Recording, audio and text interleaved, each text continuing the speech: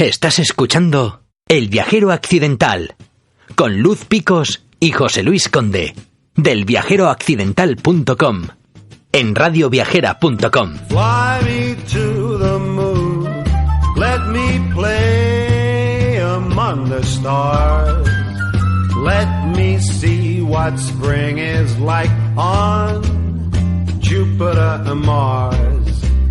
In other words, hold my hand. In other words, baby, kiss me. Fill my heart with Hola, song. oyentes del Viajero Accidental en Radio Viajera. Hoy, en este episodio de la temporada 4 en Radio Viajera, en el Viajero Accidental vamos a tener una buena carga de viajes y a aprender algo nuevo, que sabéis que es algo que nos encanta. Y Juancar García Abad, que nos acompañará en el programa de hoy, en su sección Una calle de París, nos llevará a los grandes museos de la capital francesa. Sí, Luz, la vuelta al mundo. Este es el año del 500 aniversario de la primera vuelta al mundo, el viaje de todos los viajes. Y en el Viajero Accidental no podíamos ignorar semejante efeméride. La primera vuelta al mundo no fue solo una aventura comparable en dificultad y riesgo a la llegada a la Luna, fue también un esfuerzo colectivo excepcional. Porque no hay que olvidar que de los 247 tripulantes iniciales que partieron en 5 naos, solo regresaron 18 en la nao Victoria, capitaneada por el vasco Juan Sebastián Elcano, después de más de 3 años de 1000 peripecias, batallas, descubrimientos, sufrimiento, hambre y muertes, como la del portugués Fernando de Magallanes, capitán general de la expedición inicial. De esos 18 tripulantes que regresaron, 11 eran españoles y los otros 7 eran de Grecia, Italia y Alemania. Nosotros vamos a conmemorarlo entrevistando a Carlos Pecker, periodista que junto a su amigo Pepe Bosmediano decidió conmemorar ese gran viaje con otro viaje.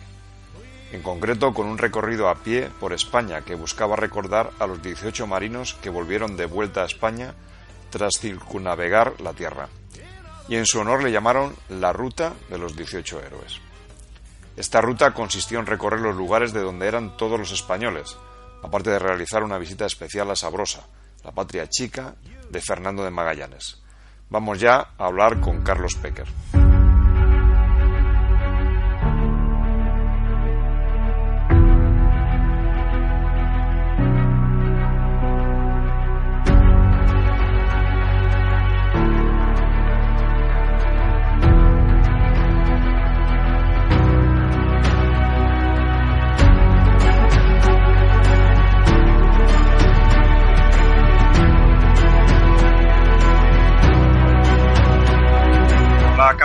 Encantados de tenerte en el Viajero Accidental en Radio Viajera. ¿Cómo estás? ¿Cómo te encontramos?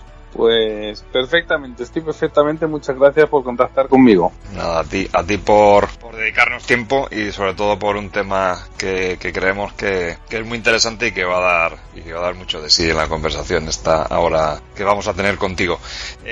Bueno, lo primero, lógicamente, las presentaciones, si nos cuentas un poco a nosotros y a nuestros oyentes, pues un poco sobre Carlos Pecker, sobre ti. Bueno, primero deciros que la ruta de los 18 héroes la hice con otra persona, con José Bosmediano, que era compañero mío de Colegio Chamberí desde los 4 años y luego fuimos vecinos en el mismo pueblo, por eso que quedé ahí. Luego, pues yo realmente soy aventurero de nacimiento, primero por mi padre, que es José Luis Pecker, pues yo creo el mejor locutor que tuvo la radio en España. Y le encantaba viajar por España. Entonces íbamos por España, visitábamos mucho los pueblos y a mí me encantaba. Y luego pues por Miguel de la Cuadra Salcedo, que fue el creador de Aventura 92 y de Ruta Quetzal, con el Camel Trophy también estuve con él, me acuerdo. Y también por mi trabajo, porque estuve, por ejemplo, 21 años en la agencia F de reportero y bueno, pues viajé por el mundo entero, estuve en la Guerra del Golfo, por ejemplo, y bueno, creo que uno nace aventurero y muere aventurero, la verdad. Sí, desde luego. De hecho, luego, primero hablaremos efectivamente de la ruta de los 18 héroes, pero desde luego que luego queremos hablar de tu característica, ¿no? Que es el del viajero aventurero, clarísimamente, ¿no? Entonces, un poco en primer lugar lo que queríamos era saber por qué y cómo nace la ruta de los 18 héroes, ¿no? Cómo nace esa iniciativa efectivamente tu amigo José Bosch Mediano y de ti mismo. Bueno, pues nace precisamente porque el que fue mi mentor en todos estos viajes, que era Miguel de la Cuadra Salcedo, como te he dicho antes, que murió hace 3 años, y yo pensaba, joder, si hubiese estado vivo Miguel, ¿qué viaje hubiésemos hecho? Porque siempre seguíamos los pasos de algún descubridor, algún científico, algún botánico, y pensé segurísimo que hubiese hecho algo sobre la primera vuelta al mundo. Y además se me ocurrió que la importancia de aquella gesta naval, que yo creo que es la más importante de todos los tiempos, no podía recaer solo sobre Juan Sebastián Elcano, que desde luego es el más importante porque fue el capitán de la Ana Victoria, sino también en los 17 marineros que la acompañaron hasta el final. Por eso pensé que sería justo recordar y honrar a aquellos héroes, ir a sus lugares de nacimiento, entregar una placa conmemorativa a cada ayuntamiento, y además hacerlo caminando, también un poco por hacer una conciencia ecológica, porque pues caminando prácticamente no contaminas nada. Uh-huh. Y eso fueron un poco las 3 patas del banco, por los marineros, por Miguel de la Cuadra y por una conciencia ecológica. Porque todo el recorrido lo hicisteis a pie.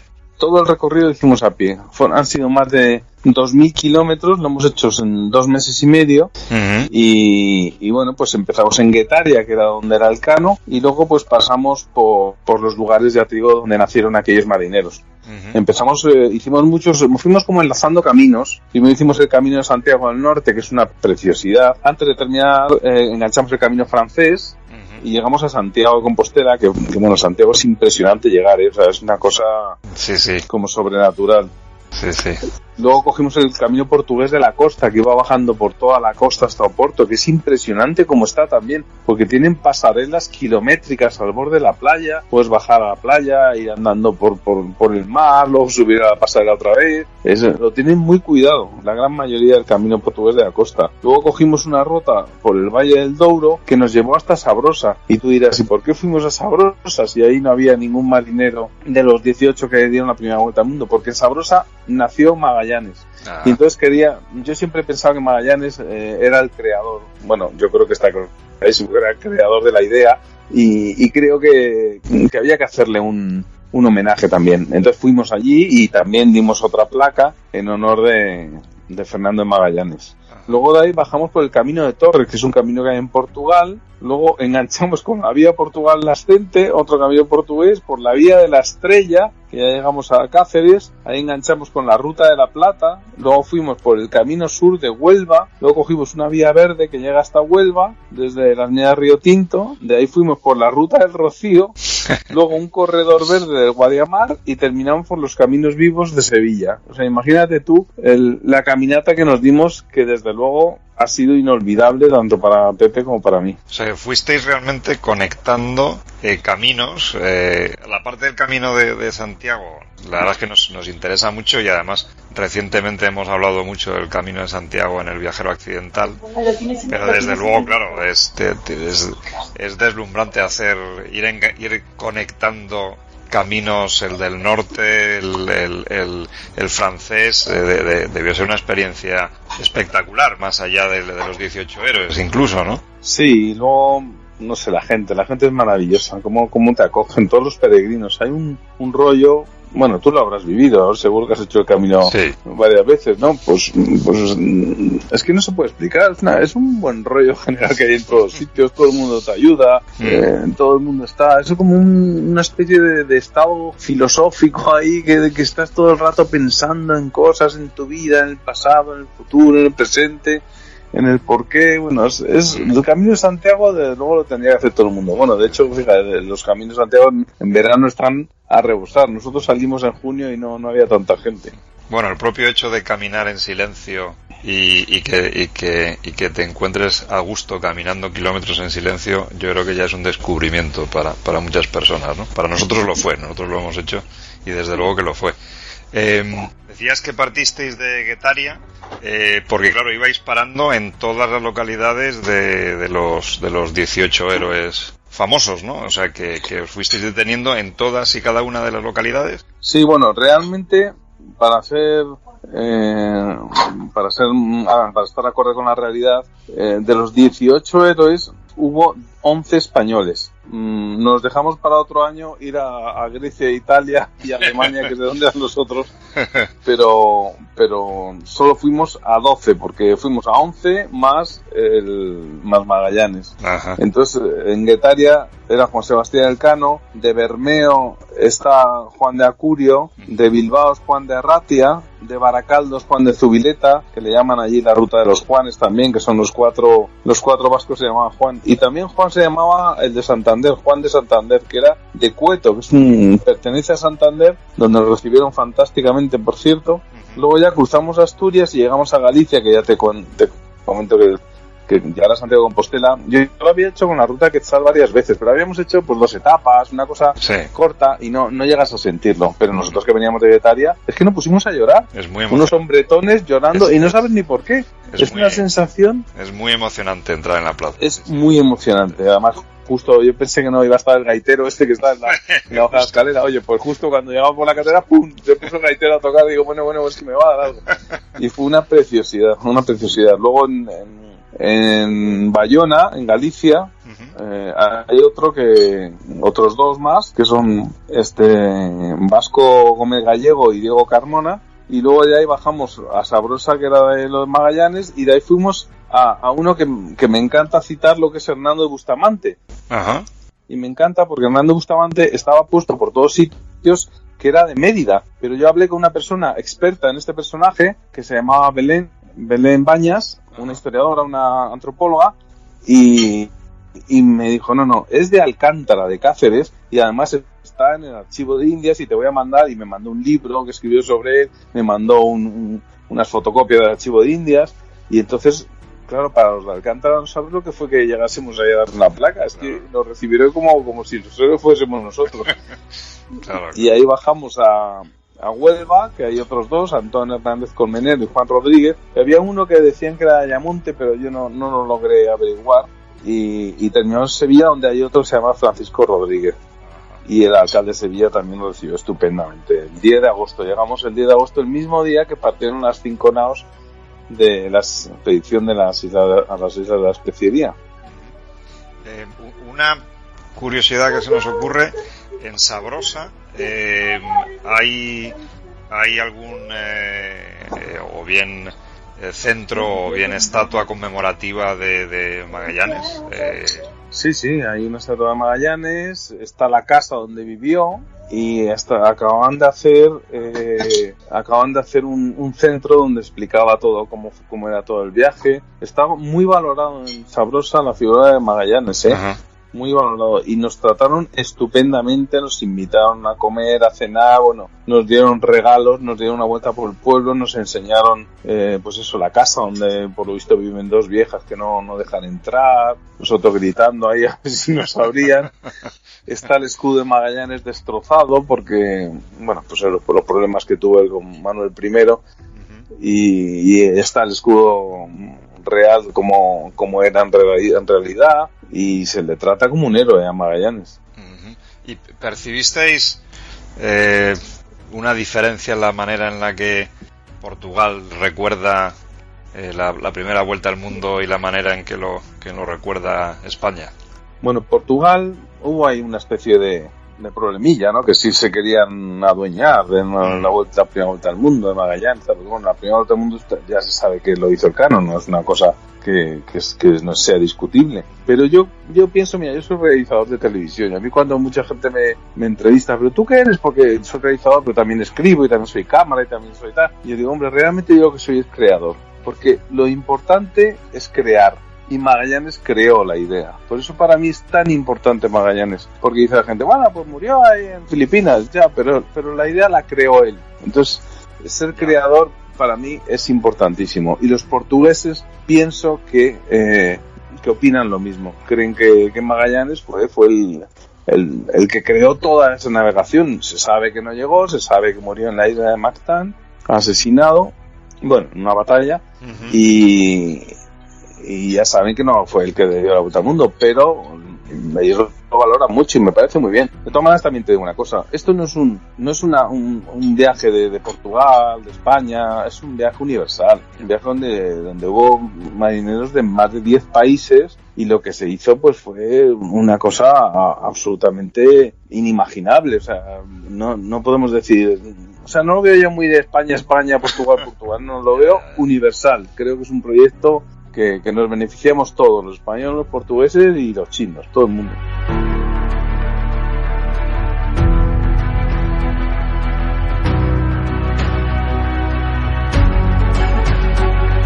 Hola, estamos en El Viajero Accidental en Radio Viajera, hablando con el periodista Carlos Pecker sobre la ruta de los 18 héroes, su recorrido conmemorando el 500 aniversario de la Vuelta al Mundo. En un momento volvemos con él.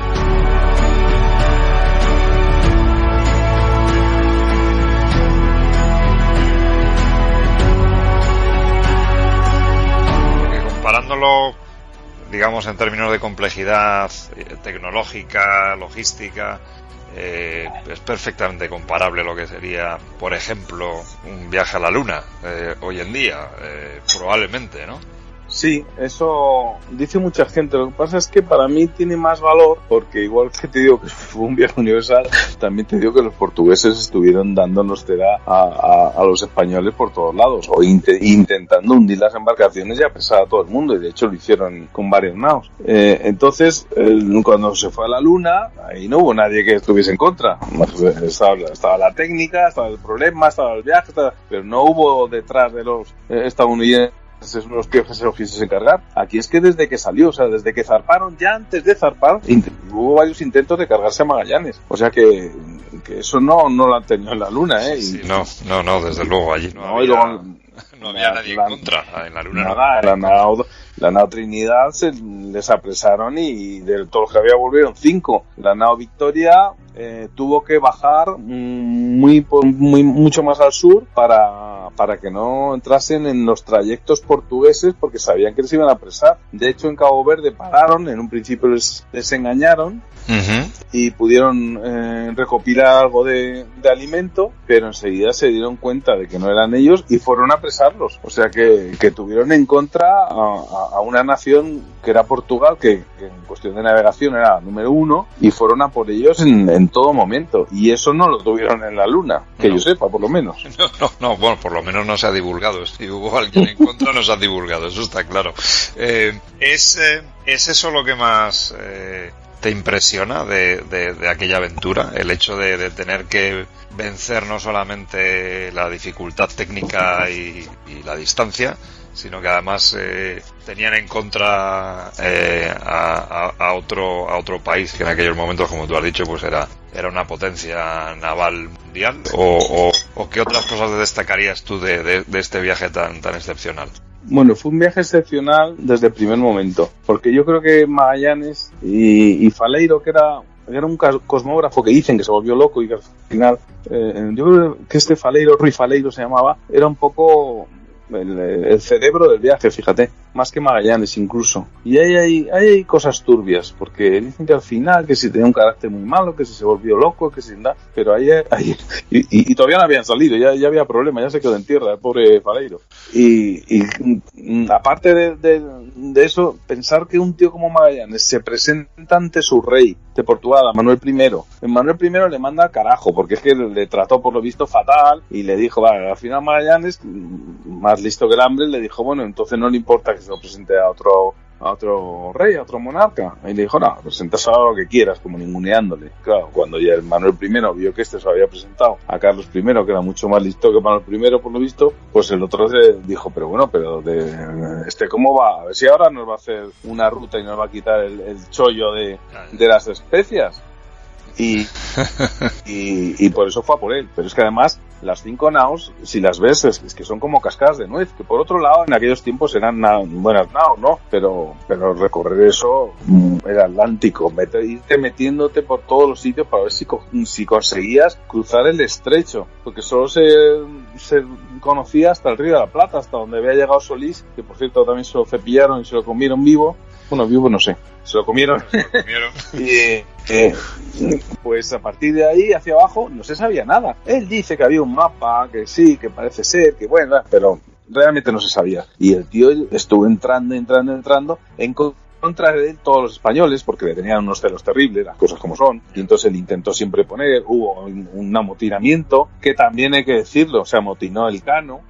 O sea que el Cano vivió pues porque Magallanes levantó la mano que también hay que decirlo egoístamente, porque mató a 4, mató a 2, dejó 2 allí, pero es que si no, no tenía tripulación.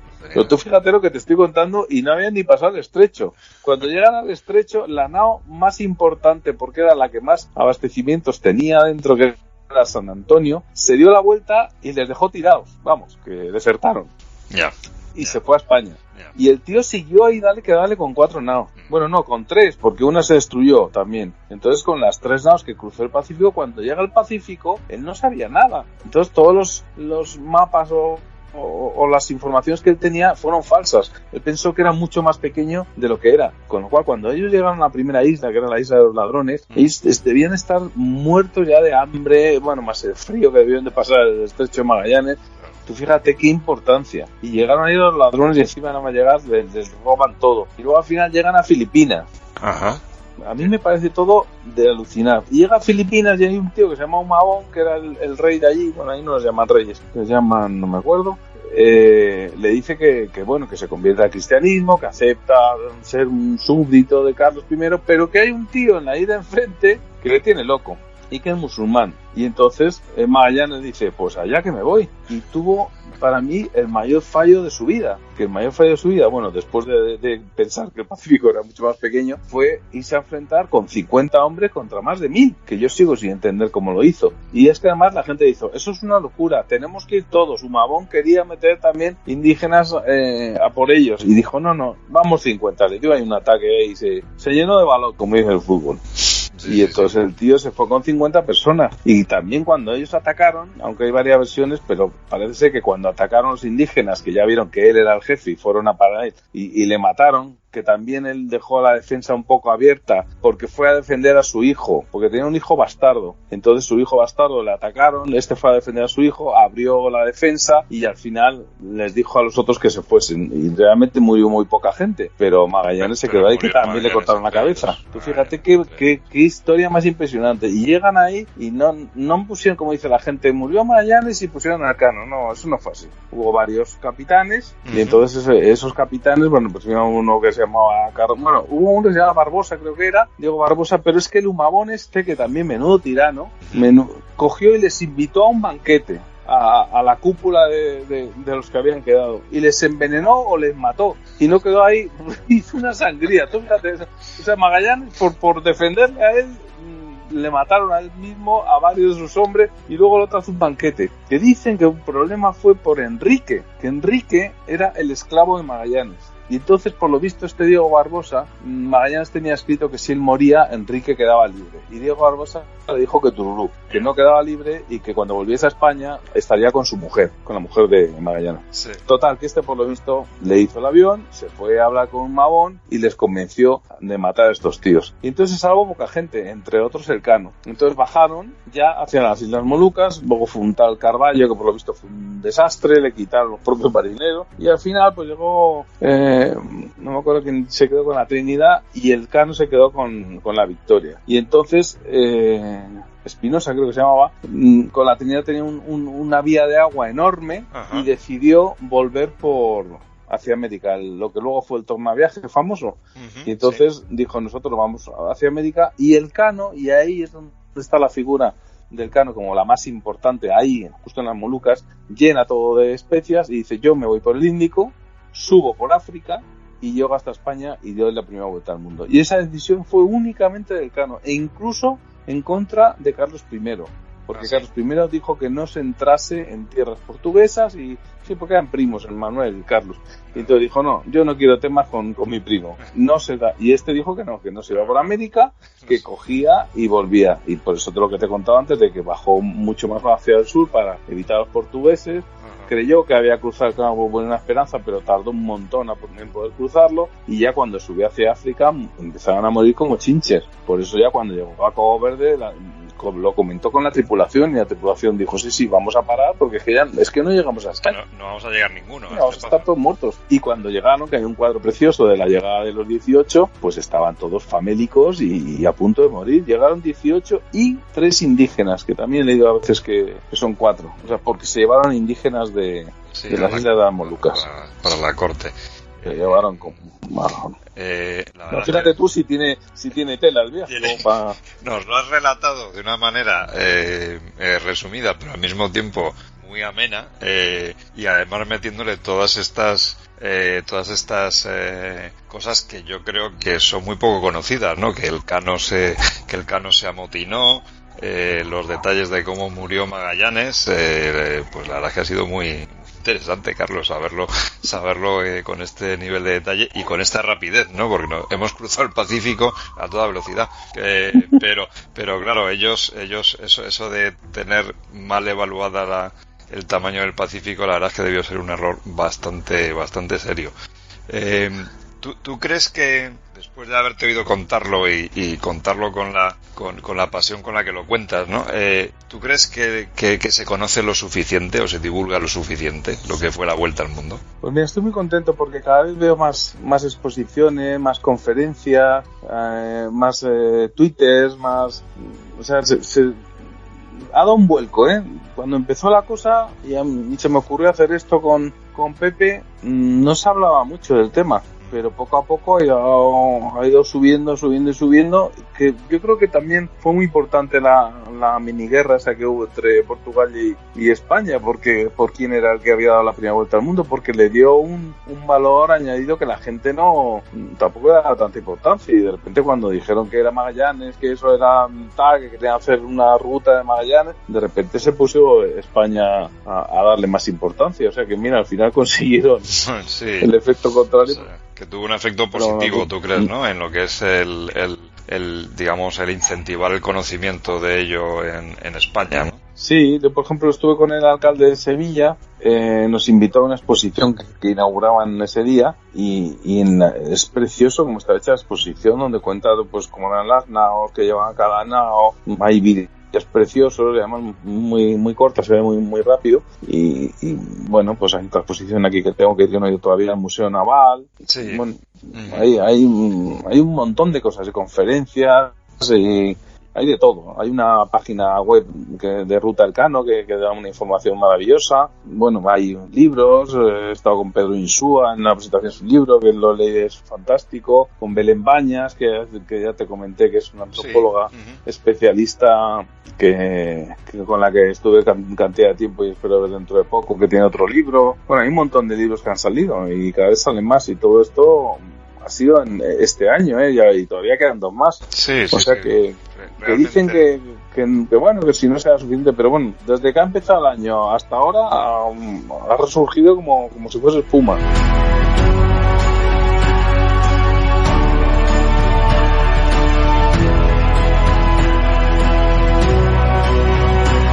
Hola, estamos en El Viajero Accidental en Radio Viajera, hablando con el periodista Carlos Pecker sobre la ruta de los 18 héroes, su recorrido conmemorando el 500 aniversario de la Vuelta al Mundo. En un momento volvemos con él.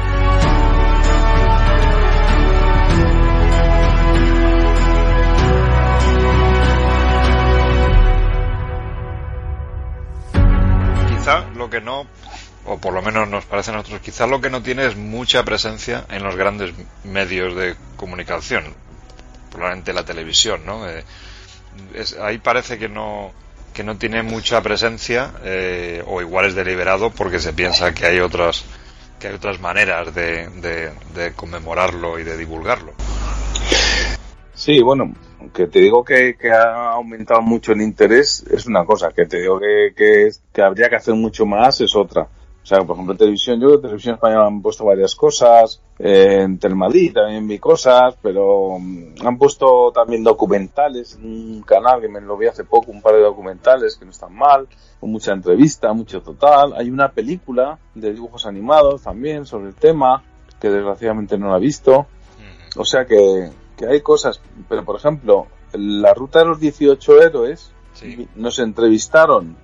Bueno, nos habéis entrevistado, porque vosotros estáis incluidos, más de 50 medios de comunicación. Bueno. O sea, que imagínate tú que desde el primer día, según tocamos ahí, nos hizo una entrevista a un chico, se llama Álvaro Vicente, del Diario Vasco, y pues 2 días antes de salir, cuando llegamos a Guetaria, a la patria de Juan Sebastián Elcano, estaba Euskal Telebista, Radio Euskadi y otro periódico, y era el primer día. Y yo digo, joder, ¿cómo? Que lógicamente nos viene muy bien porque nosotros lo que queríamos es que la gente se hiciese eco de que esos marineros eran de allí, de su pueblo, de su ciudad, y queríamos que la gente se enterase, con lo cual si nos entrevistaban medios de comunicación, pues mejor. Bueno, pues no pararon de surgir medios de comunicación de todo tipo, entre otros uno tan importante como el vuestro. Muchas gracias. ¿Cuál fue digamos, de todo el recorrido, digamos, el sitio más emotivo o si tuvieras que destacar quizá uno que recordéis más especialmente? Hombre, desde luego, nada más llegar Guetaria fue impresionante. El alcalde, un tío, Nica se llamaba, me acuerdo. Pero bueno, no sabes cómo nos trató, como si fuéramos sus hijos. Un tío encantador, nos regaló una moneda del Cano preciosa. Y todavía no habíamos empezado el viaje. Luego, en Cueto, por ejemplo, también, bueno, nos trataron fenomenal. En Santander, fenomenal. Es inolvidable. En Bermeo, antes también, estupendamente. Una periodista nos llevó por todos sitios, bueno, encantadora. Nos invitaron a la casa, o sea, la gente nos veía y nos invitaba a sus casas a dormir. Ahí nos dejaron un apartamento para los dos. Sí, era alucinante. Luego Santiago, que ya te he comentado que es muy muy difícil de describir lo que se siente cuando se llega a Santiago, muy difícil. Ten en cuenta, nosotros hicimos como, no sé, 600, 700 kilómetros. Y joder, cuando llegas a Santiago es una pasada. Es una pasada.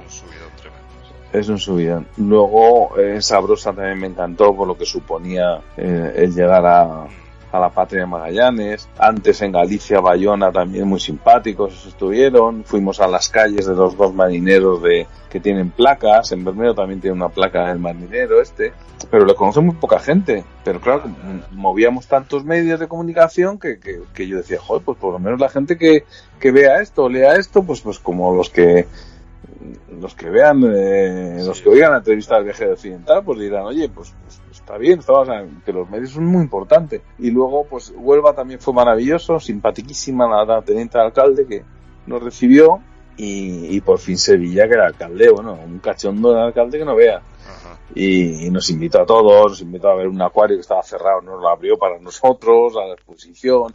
Nos invitaba a ver la catedral, donde hay una capilla, donde pusimos ahí, que fue también para nosotros muy emocionante, pusimos un paquete con 3 especias, con clavo, ajá, con nuez moscada y con canela, que fueron las 3 especias que trajo el Cano. Ajá. Eso también fue precioso. Bueno.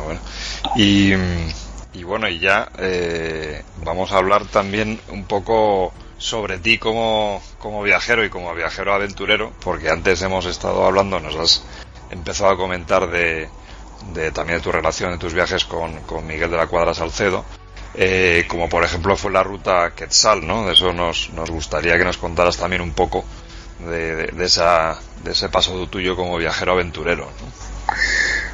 Pues antes de la ruta Quetzal fue Aventura 92. Yo entré en 1990, porque yo siempre he sido como un hombre orquesta, y el director que había ahí en la agencia F, se llama Pepe Vilches, me acuerdo, que desgraciadamente murió, me llamó al despacho y me dijo, mira, tengo un problema, tenemos este trabajo que nos han solicitado, no sé qué, pero no hay mucho dinero.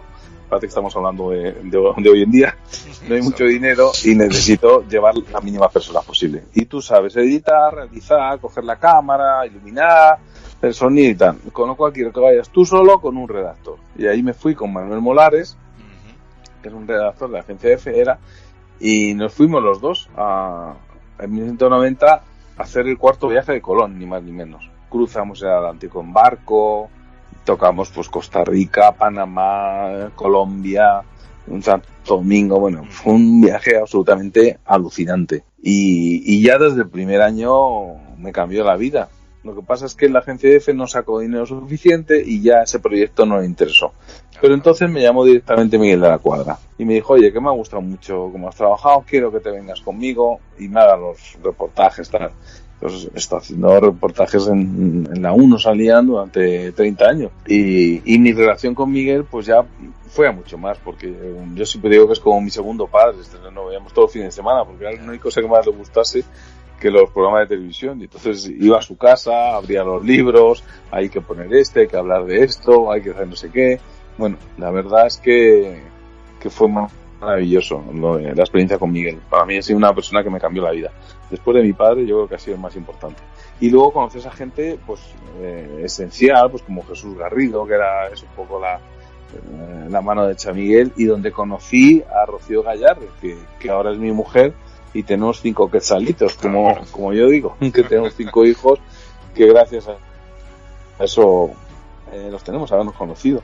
O sea que el Aventura 92 y Ruta Quetzal han sido 2 proyectos que no es que me hayan marcado a mí, es que son 10.000, más de 10.000 jóvenes los que hemos pasado por ahí, con lo cual ha cambiado muchísima gente. Ayer mismo había uno que va a ser diputado ahora, que era de la Ruta Quetzal.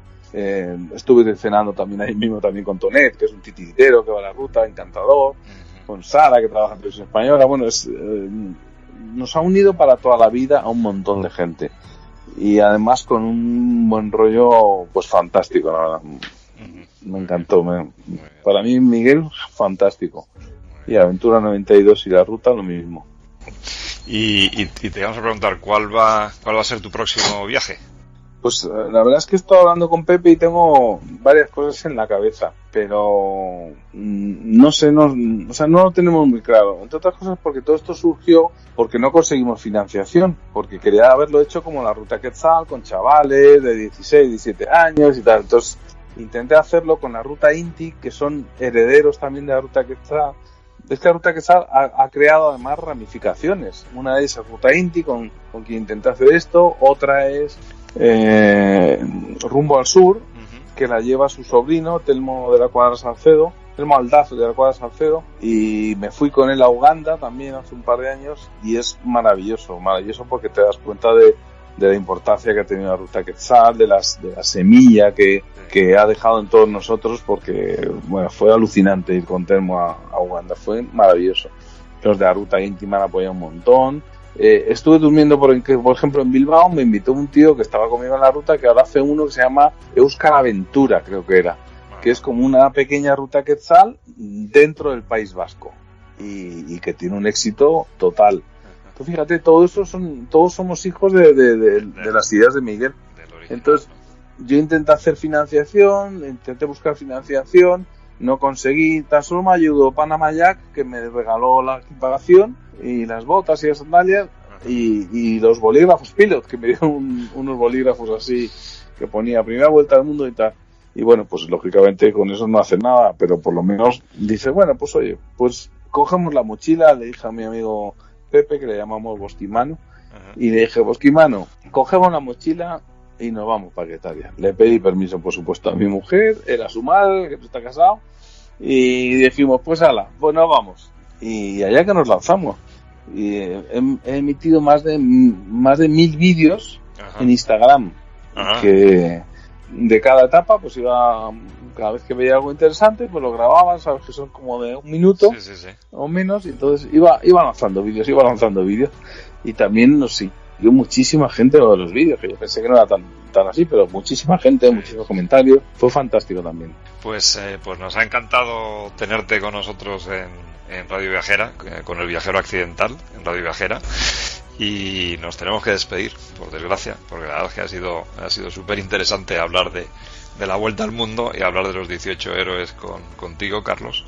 Y nada, que esperamos que sean más veces, que no sea la última. Seguro que va a haber más viajes, porque visto lo viajero que eres, seguro que va a haber más viajes de los que podremos hablar.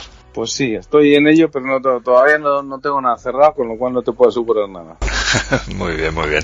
Pero vamos, te agradezco muchísimo la entrevista, Nada, y a ti el tiempo por parte nuestra del Viajero Accidental. Vale, muchas gracias. Una calle de París, no es tan solo oro lo que allí perdí, una apuesta al corazón. Nunca juegues si solo queda cono, y ahora hay una habitación con un cuadro y un colchón. Una calle de París, su recuerdo, todo lo que conseguí, el adiós de una mujer. Hola, Juancar. Estamos en un nuevo episodio de Una calle de París con el Viajero Accidental en Radio Viajera. ¿Qué tal? ¿Cómo estás? ¿Cómo estás, Juancar? Hola, José Luis, muy buenas. Aquí seguimos, en París. Recorriendo París. Y hoy nos vas a llevar a un recorrido muy interesante, muy cultural, que vamos a empezar desde uno de los puntos, yo creo que de los más característicos de la ciudad, ¿no? Que es el Centro Pompidou. Sí, hoy nos vamos de museos. Vamos a caminar desde de los más característicos y también más polémicos de París, que es el Centro Georges Pompidou, actualmente Museo de Arte Moderno y Contemporáneo, hasta el otro gran museo que tiene la ciudad de París, que es el Museo del Louvre, posiblemente de los más famosos y más importantes del mundo. Bien, bueno, empezamos ya directamente el paseo justo frente al Centro Georges Pompidou. Este edificio, tan distinto a lo que es la arquitectura haussmanniana de París y a los palacios y mansiones que encontramos a cada paso por la ciudad, no tiene nada que ver con ese tipo de arquitectura. Y digamos que junto a la Torre Eiffel y a las propias pirámides del Museo del Louvre, el Pompidou es de estos edificios que en su época generaron muchísima polémica, pero que tiempo después han alcanzado fama y reconocimiento a nivel mundial. El asunto empieza en los años 70. Aquí había un gran mercado de abastos, de estos mercados de hierro forjado, antiguos, que se tiró abajo, y van a ser los arquitectos Renzo Piano y Richard Rogers los que levantan este edificio. El objetivo era que, como iba a ser un museo, las plantas fueran lo más diáfanas posibles. Colocar en el lado este cristal para que la luz iluminase todo el interior. De tal forma que todas las tuberías, todos los canales de agua, pasos de aire, electricidad, había que ponerlos por fuera del edificio.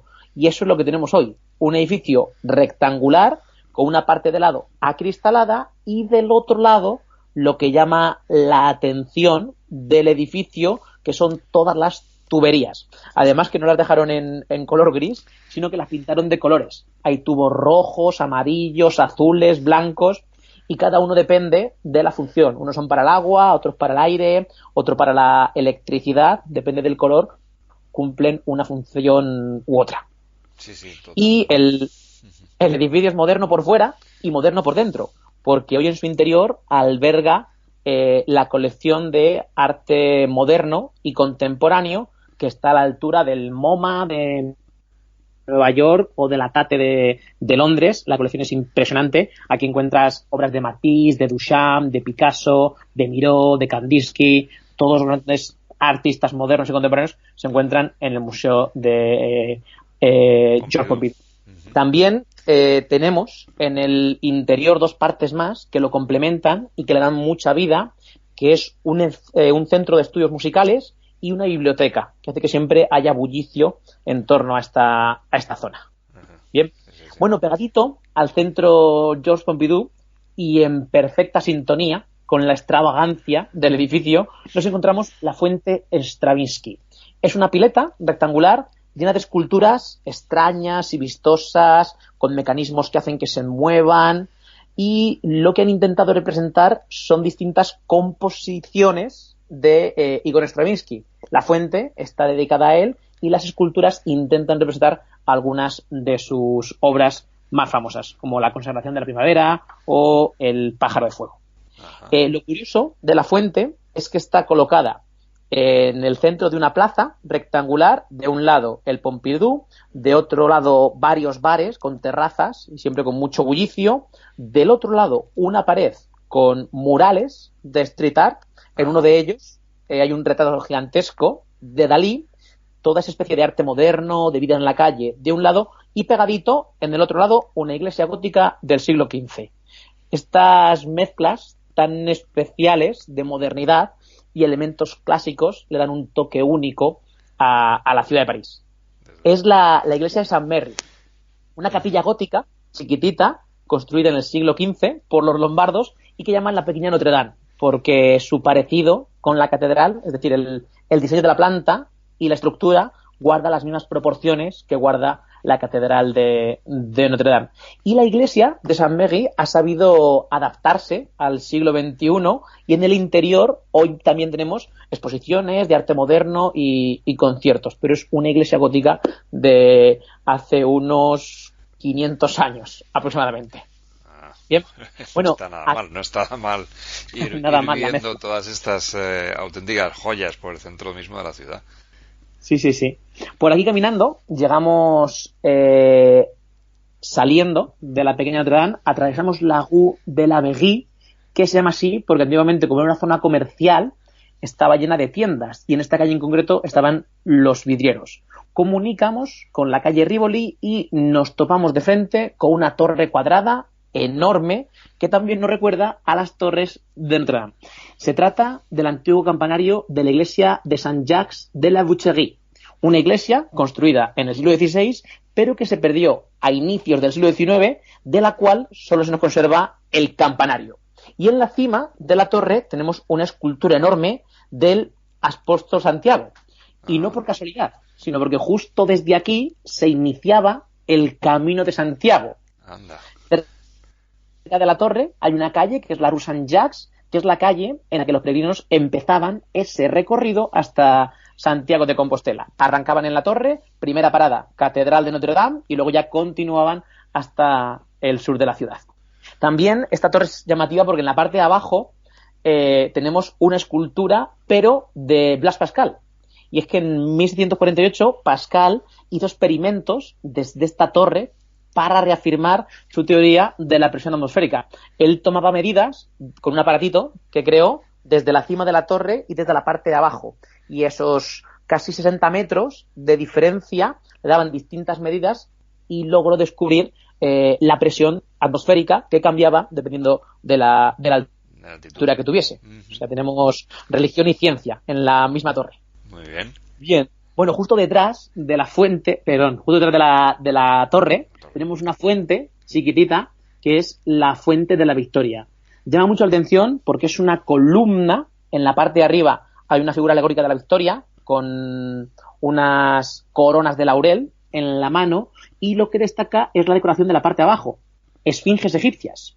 Y es que esta fuente se la debemos a Napoleón Bonaparte, que la levanta para conmemorar sus victorias en Egipto y además hacer un 2x1, abastecer de agua toda esta parte de la ciudad.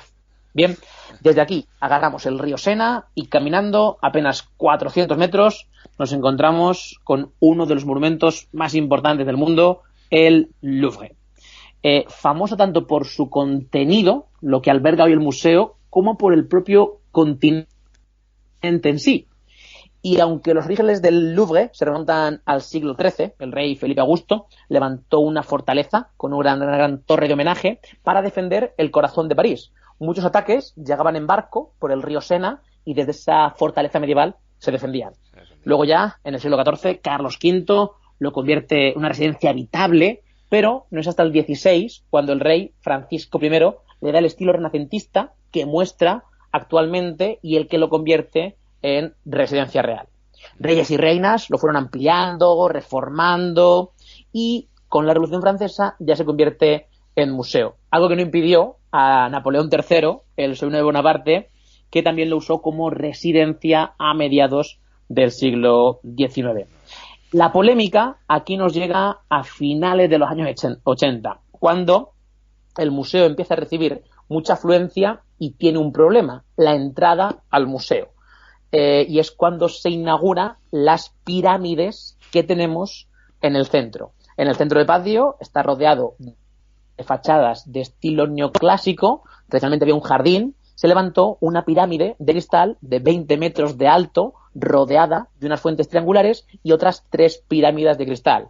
Un elemento moderno con un entorno clásico. La polémica estaba servida. Hubo muchísimas críticas de los parisinos, no gustaba ese contraste de moderno y clásico, pero al final el tiempo dio la razón al arquitecto, Leo Minpei, que hoy día se han convertido en el símbolo del museo. Y si pensamos en el Louvre, lo primero que nos viene siempre a la cabeza suele ser las pirámides, olvidando el tremendo palacio real que es realmente en sí el museo. Sí, es cierto que el contraste, nos hemos acostumbrado ya al contraste, ya no resultan tan criticables, ¿no? O tan polémicas, ¿no?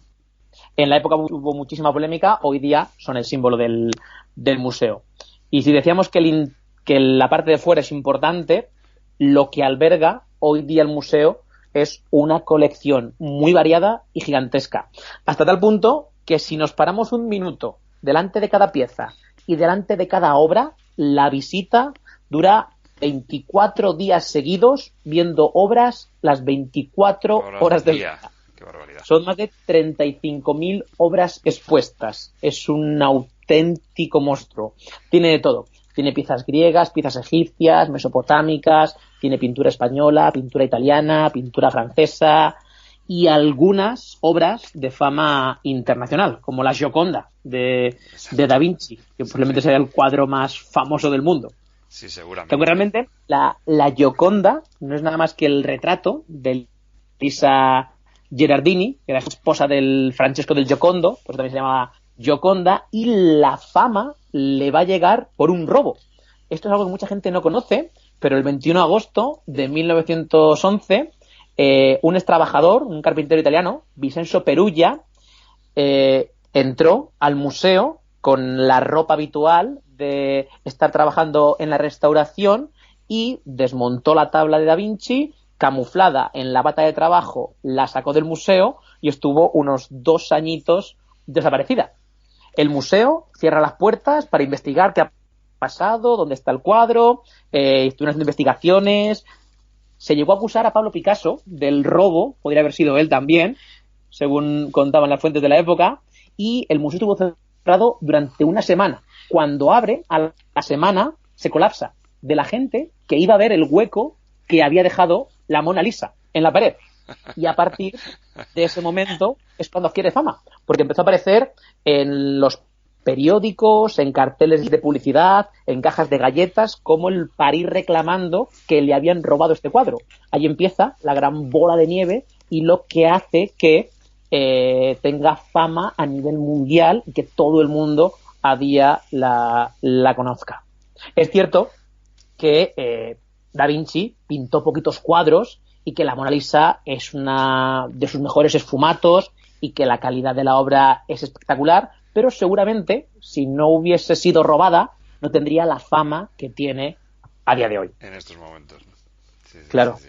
Eso sí es cierto que el museo no es solo Mona Lisa. Tenemos piezas griegas como la Victoria de Samotracia, la Venus de Milo, piezas egipcias, sarcófagos, momias, el escriba sentado, que tiene 4.500 años de antigüedad, un realismo y un estado de conservación increíbles, piezas de Mesopotamia como los Lamassu, el Código de Hammurabi, que es el primer código de leches de la historia. El Museo del Louvre es mucho más que la Mona Lisa y merece la pena, cuando estamos de vacaciones, dedicarle un ratito a recorrerlo. Y yo creo que en los pasillos de este antiguo Palacio Real, hoy convertido en uno de los museos más famosos del mundo, es un lugar perfecto para terminar este otro recorrido de una calle de París. Ha sido un recorrido cultural y monumental, y desde principio a fin, nunca mejor dicho. Así que fantástico, nos quedamos con excelente sabor de boca y ya esperando al siguiente, Juancar. Muy bien, espero que os haya gustado y aquí seguiremos enseñando la ciudad de las luces. Perfecto, pues un abrazo y hasta el siguiente paseo por París. Hasta pronto. Hasta luego.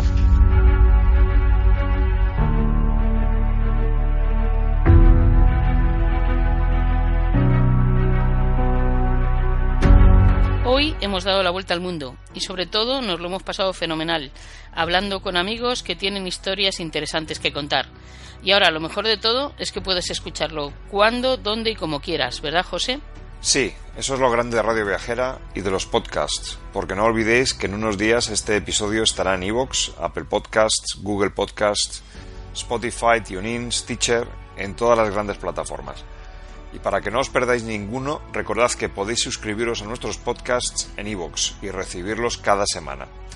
Os animamos también a que nos mandéis vuestras opiniones, comentarios, sugerencias en general, en la web de Radio Viajera o en nuestra web, elviajeroaccidental.com.